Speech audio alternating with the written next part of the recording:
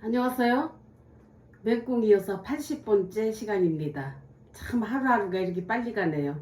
벌써 80번째까지 했습니다. 시누이들 이야기를 하겠습니다. 제가 결혼을 해서 신혼 때 살던 이야기입니다. 난 아들 하나에 딸이 넷인 집 큰며느리이자 외며느리로 시집을 갔다. 24살의 어린 신부였다. 시누이들이 넷이나 있다 보니 여러 가지로 많이 힘들었었다. 철없는 남편은 날마다 외박을 하지. 거기다 사촌 시누이까지 데리고 있었다. 시 작은 아버지의 큰딸이었는데 연애하다가 실패하여 자살까지 하려고 시도했던 신우였다. 그때 당시 우리 큰 신우는 동거를 하고 있었다. 난 시어머니를 모시고 살았다. 신우들 5과 시어머니를 모시고 남편과 저 이렇게 살았습니다. 시아버지는 다른 작은 부인과 살고 계셨다. 어린 나이에 시누이가 많다 보니 너무 힘들고 신우들이 어려웠다. 나는 혼자였고 신우들은 5이었다. 사촌 신우까지. 다들 학생들이었는데 둘째 신우는 고3, 셋째 신우는 고1, 막내 신우는 중2. 날마다 시누이들 도시락을 싸야 했고 나는 시누이들 속옷까지 다 빨아주었다. 지금도 내 기억에는 시누이들에 대해 좋은 기억이 없다. 시누이들 학교 갈 때 신을 그 구두까지 닦아주었다. 남편이 역할을 못하니까 나까지 무시당했다는 생각을 많이 하면서 살았다. 특별히 우리 둘째 신우는 무분별한 이성관계 때문에 난 정말 이해할 수가 없었다. 나는 부족한 남편과 찍소리 못하고 사는 나였다. 신우들이 나를 볼 때 나를 바보로 보는 것 같았다. 그리고 남자 관계가 복잡하게 살면서도 내 앞에서는 조금 더 부끄럽지 않게 자랑처럼 남자 이야기를 하고 있었다. 난 19년 동안 살면서도 한 번도 신우들과 충돌은 없이 살았다. 신우들은 넷이지만 나는 혼자였다. 돌이켜보면 그렇다고 신우들이 나에게 크게 잘못한 것도 없었다. 다 나이가 어려서들 철이 없어서 그랬다고 나는 생각을 한다. 내 편은 오직 시어머니 한 분이셨다. 어머니의 위로가 내게는 큰 힘이었다. 세월이 흘러 오빠도 세상을 떠나니까 올케였던 내가 많이 그리웠던 모양이다. 보고 싶다고 하며 이제는 만나서 잘 지내자고 하더란다. 큰 신우님은 정말 만나고 한 번쯤은 만나고 싶다. 우리 큰 신우는 오빠와 동생들을 많이 챙기고 살았을 것이다. 자기 남편도 보통 사람은 아니었었는데 그분이 처갓집을 얼마나 얕봤는지 얼마나 자존심을 상하게 했을까. 힘들었을 것이다. 결국은 우리 큰 신우가 이혼까지 했다고 하니 자기들도 살아보니 올케인 내 맘을 많이 헤아렸을 것이다. 나중에 알고 보니 우리 큰 신우 남편은 사망했다고 합니다. 애들 아빠가 떠난 지금에 와서 힘들었던 옛날 이야기는 해서 무엇 하겠냐마는 나이를 생각해보니 막내 신우의 나이도 50은 넘은 것 같다. 신우들도 오빠 하나요 잘못된 죄로 오빠 하나 잘못된 죄로 얼마나 힘들었을까. 신우들도 결혼해서 살면서 오빠가 가정을 지키지 못하고 살아갈 때에 자기 남편한테 기가 죽었다고 많이 했습니다. 남편한테 큰 소리를 칠 수가 없다고 했습니다. 남편들이 뭐 잘못하면 네 오빠는 어떠냐고 늘 그렇게 하기 때문에 신우들이 굉장히 그거에 대해서 자존심이 상했다고 합니다. 신우들이 자존심 상하고 그런 면에서 생각하면 신우들이 나를 부러워했던 것은 친정 형제들이 의리 있게 잘 사는 것을 많이 부러워했었다. 저는 충청도 사람이라 뭐 바람을 핀다든가 가정을 버린다든가 부부싸움을 한다든가 그런 거는 저는 별로 보지 못하고 살았습니다. 그렇게 살다가 시집 와서 살아보니 완전히 딴 세상 사람들처럼 살고 있더라고요. 그래서 제가 참 황당하고 이해하지 못할 일들을 많이 겪으면서 살았습니다. 신우 말이 부부싸움을 할 때면 고모부가 너네 친정은 콩가루 집안이라고 말을 하면서 자존심을 구겼다고 합니다. 아버지가 또 작은 부인과 살고 있고 오빠도 여자 관계가 복잡하게 살고 있고 가정을 제대로 지키지 못한다고 하면서 막말을 해대서 많이 화가 나고 힘들었다고 한다.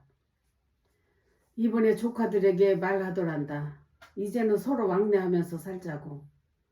나도 생각해 보았지만 이제는 문제의 당사자가 떠났으니 모든 걸 오픈하고 서로 상처 싸매주면서 살아도 될 것 같다는 생각을 해봤다.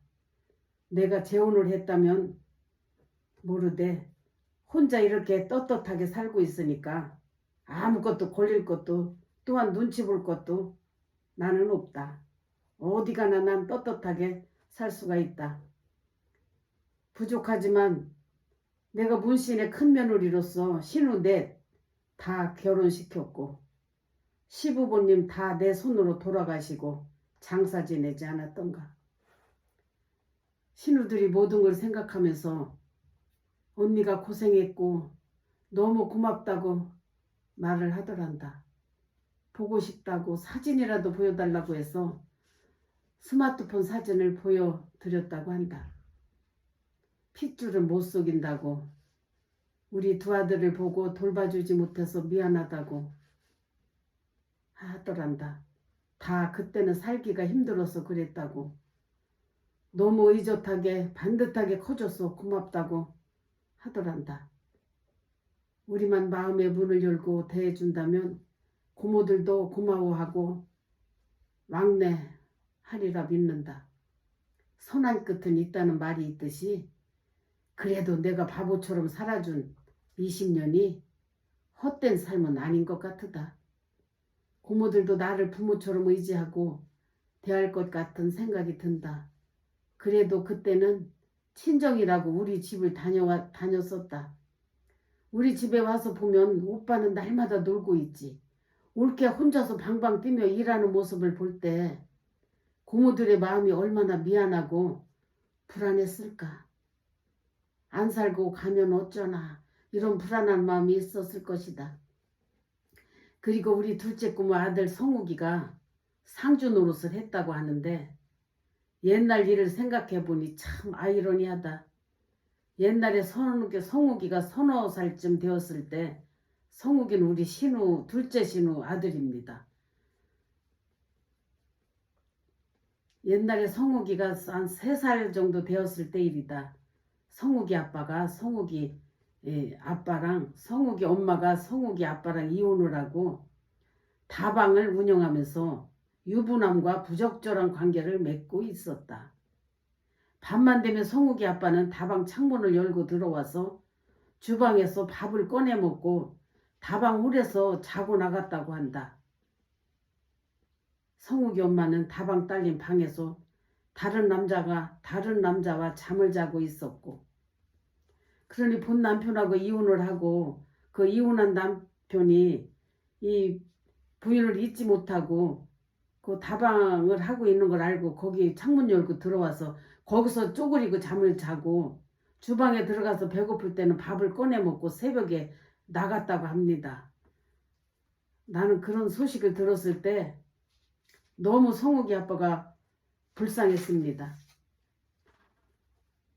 성욱이 아빠가 다방에서 밤에 혼자서 자살을 했다고 한다. 그렇게 다니다가 그 남자가 거기서 자살을 했다는 거예요.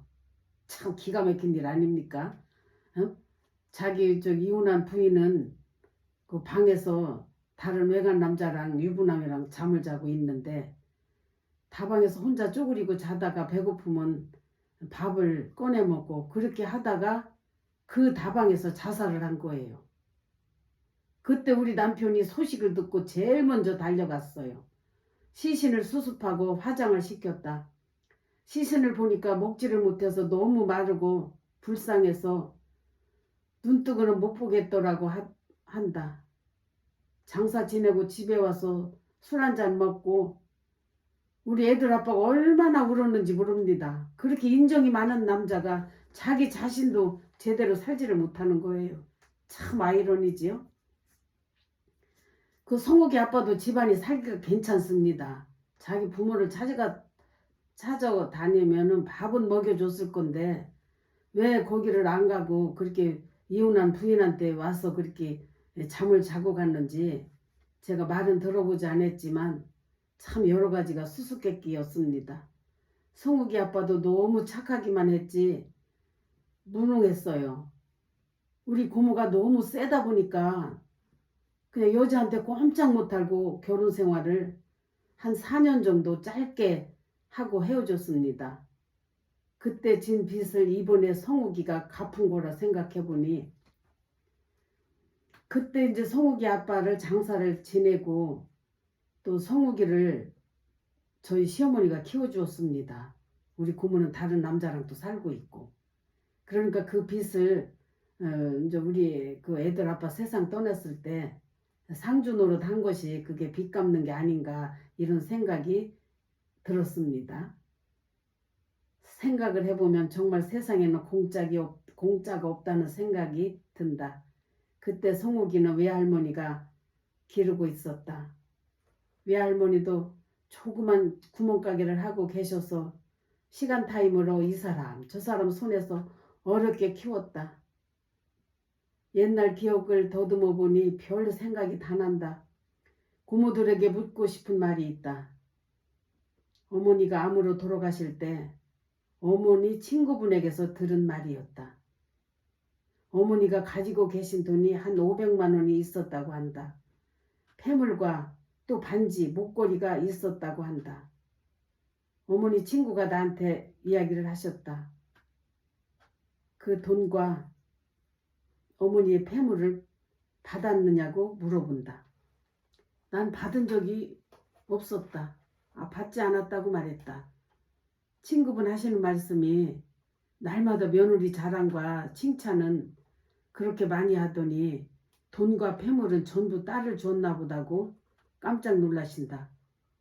그 말을 듣고 나니 많이 서운한 생각이 든다. 그 모든 것은 우리 둘째 고모가 가져갔다는 생각을 했다. 우리 둘째 고모는 보통이 아니었다. 엄마가 그런 거 가지고 있으면 엄마 곁에 와서 살랑살랑해서 가져갔을 것이다. 확실한 것은 당사자들 말을 들어봐야 알지만 지금도 변함없는 내 생각이다. 내가 그때 어머니에게 어머니 폐물은 어디 있어요? 하고 몇 번 여쭈었을 때 어머니는 아무 반응이 없으셨다. 지금 와서 생각해보니 어머니가 그 문제는 차마 미안해서 말을 못하셨는 것 같다. 그리고 이런 일도 있었다. 시아버지 돌아가시고 6개월 만에 어머니가 돌아가셨는데 어머니는 막내 고모 집에서 외손주들을 돌보시고 살림을 돕고 계셨다. 우리 막내 고모가 아들만 셋을 두었습니다. 직장을 다니니까 아이를 기를 수가 없어서 어머니가 막내 고모네 집에 들어가서 그 아이들을 기르고 있었습니다. 아들 잘못 두신 죄로 하나 있는 며느리 신세에 앉으시려고 딸하고 사셨다. 막내 고모가 애들을 넷을 낳았습니다. 아들만 넷을 낳았습니다. 고모는 가외 일을 하고 있었고 어머니 말씀이 언제나 내 걱정은 하지 말고 너희들이나 싸우지 말고 살으라고 그런 말씀을 아주 자주 하셨다. 어머니가 암으로 쓰러지자 안산에 사는 고모는 어머니를 우리 집과 가까운 삼성의료원에 입원을 시키고는 며느리인 나에게 어머니 병수발을 떠넘긴 것이다. 어머니가 건강했을 때는 돌아가실 때까지 우리가 책임을 질 테니까 언니는 부모에 대해서는 신경 쓰지 말라고 이야기를 했었다. 따지고 싶었지만 차마 그러지를 못하고 혼자서 일하면서 어머니를 나는 돌보고 살았다. 하루는 일을 마치고 병실에 들어서니 큰 고모가 와 있었다. 그날 두 분이 나에게 중대한 발표를 신중하게 했었다. 큰 고모 하는 말, 언니가 엄마 돌아가실 때까지 우리 딸들 신경을 안 쓰게 해준다면 화전에 있는 땅 500평을 언니 앞으로 해준다고 했었다. 어머니도 옆에서 그렇게 한다고 했었다. 동생들은 언니 말을 들어줄 거니까 걱정 말고 그렇게 해달라고 사정 했었다. 언니는 그거 가지면 두 아들 기르고 살 수 있으니까 그렇게 해달라고 했을 때 내가 한 말은 그런 부탁 아니더라도 당연히 며느리로서 해야 할 일이고 내 당연한 도리라고 말했었다. 그러나 어머니 돌아가시고 3호제 지내는 날 둘째 고모가 땅 문제를 들먹이면서 큰 소리 나게 했었다. 그때 나는 아무 말도 안 했다. 남편이 부족하다 보니 내 말은 무시되었을 게 뻔했기 때문이다.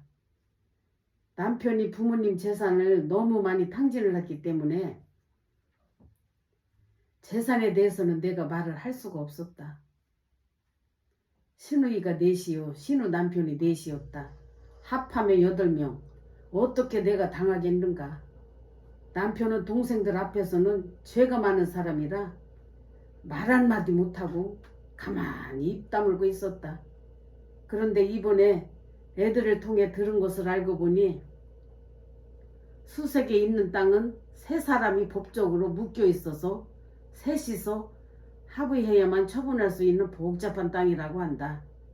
군산에 있는 선산도 다 남의 손에 넘어가고 부모님 산소까지 없어졌다는 소식을 듣고는 나는 정말 망연자실했다. 세상에 어쩌면 한 사람이 온 집안을 쑥대밭으로 만들어 놨는지 하늘에 계신 부모님이 얼마나 노하셨을까. 병나기 전까지도 콜택시를 했었다고 한다. 파산 신고하고 형제들 도움과 보증으로 콜택시 일을 했다고 한다. 내 곁을 떠나고 서울에서 식당 하던 여자와 몇 년 살다가 식당 하던 여자가 아들이 죽자 여러 가지 이유로 헤어지고 혼자서 호랑방탕하고 살았다고 한다. 그러다가 병이 난 모양이다. 죽을 때도 형제들에게 미안하다는 말 한마디 안 하고 갔다고 동생들이 서운하다고 하더란다. 살면서 해볼 거 다 해보고 산 사람이라 정말 운 없이 살다 갈기에 애들 아빠는 자기가 해보고 싶은 건 다 하고 살았습니다. 주변 사람들이 아무리 피해를 보든지 말든지 본인 자신은 후회 없이 살았습니다. 죄가 많은 사람이라 그랬는지 나랑 내 곁을 떠나고는 단 한 번도 자식과 나를 찾은 일은 없었다. 만난 적도 없었다. 20년 동안 하여간 연구 대상 인물이다. 어떻게 생각하면 요만큼만 살다가 간 것이 참 다행이라고 생각한다. 더 살았더라면 주변 사람들에게 얼마나 많은 피해를 줄 것인지 말 안 해도 뻔하다. 이렇게 했습니다. 이렇게 해서 제가 신혼 생활과 제가 결혼 생활을 대충 제가 여기다 적어봤습니다. 자, 우리 집 남편은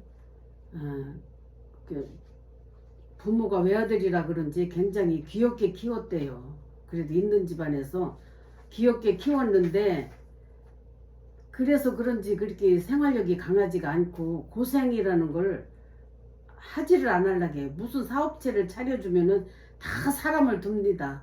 다 사람을 두고 하기 때문에 그게 돈이 남을 리가 없지요. 그래가지고는 제가 참 어려움을 많이 겪었지요. 건축업을 했었는데 건축 집을 지으려면은 진짜 여러 가지 그 업종이 있잖아요. 뭐 시멘트, 벽돌, 뭐 콩고리, 뭐 철근, 뭐 철물, 뭐 다양하게 다 저 집 짓는데 그 재료가 들어가는데 그걸 다 외상으로 갖다 집을 짓고는 그 외상값을 갚지를 안 하는 거예요. 갚지를 안 하니까 집으로 찾아와서 밤낮으로 찾아와서 그냥 발로 그냥 문을 뻥뻥 차가면서 남편 나오라고 그냥 그렇게 소리를 질러대고 막 집에 압류가 들어오고 그런 사건이 한두 번이 아닙니다. 그러면 시부모가 너 먼저 나를 불쌍히 보고 그거를 다 해결을 해 주십니다. 해결을 해 주시면은 또 얼마 있다 또 다른 또 건축 또 사업에 또 손을 대가지고 똑같은 식으로 계속 하는 거예요. 그래가지고 집에를 들어올 수가 없었습니다. 그 돈 받을 사람들은 계속 집에 들어오니까. 그래서 서류상으로 정리를 해야만이 나도 떳떳하게 나는 헤어져서 이제 우리 집에 오지 마시오. 남편은 집에서 이제 나갔습니다. 그렇게 말을 할 수밖에 없었습니다. 그래서 서류상으로 이혼을 했지요. 이혼을 하고 혼자서 이제 떠돌아 다니다가 이제 어떤 또 여자를 만나가지고 또 살다가 남자가 돈 안 주면 또 그 여자도 못 살겠지요. 그러다가 그 여자랑 살지 못하고 혼자 힘들게 살다가 또 그렇게 큰 병을 얻어가지고 세상을 떠난 것 같습니다. 다음은 60회 생일. 월요일날이 내 생일인데 토요일날 오늘 6시에 아들 집으로 갔다. 상이와 프레드도 오고 준비한 상을 보니 아침부터 애기 데리고 수고가 많았다는 것을 알 수 있었다. 올해가 결혼한 지 만 4년 된 우리 며느리. 음식 솜씨가 제법 있다. 미역국과 생선회, 샐러드, 잡채, 삼색나물 모두가 맛있게 해서 놀라웠다. 갈수록 음식 솜씨가 늘어나는 것 보면 앞으로는 더 잘할 수 있겠다 싶어서 칭찬을 많이 해주었다. 상이도 4월 3일날 부천으로 이사를 한다고 한다. 이모 생일에 참석하는 것은 이번이 마지막이 될 듯 싶다고 한다. 갈 때 우리 손주들이 사용했던 신생아 용품들을 임신 5개월째로 살아가는 우리 상이에게 우리 며느리가 다 주었다. 우리 손주들 입던 이제 그 옷을 상이에게 다 전해주었습니다. 아기 남은 이제 입히라고. 상이네 집에까지 실어다 주고 집으로 왔다. 상이가 차에서 금일봉을 준다. 선물 사려다가 적당한 게 없어서 봉투로 드린다고 하면서 오는 것만큼 고마운데 오는 것도 고마운데 케이크와 금일봉까지 준 것이다. 우리 며느리도 오늘 큰 돈을 썼을 것 같으다. 모두에게 고맙다. 사랑한다. 안아주었다. 하나님 감사합니다. 이렇게 했습니다. 2015년 3월 7일입니다. 오늘은 여기까지 하겠습니다.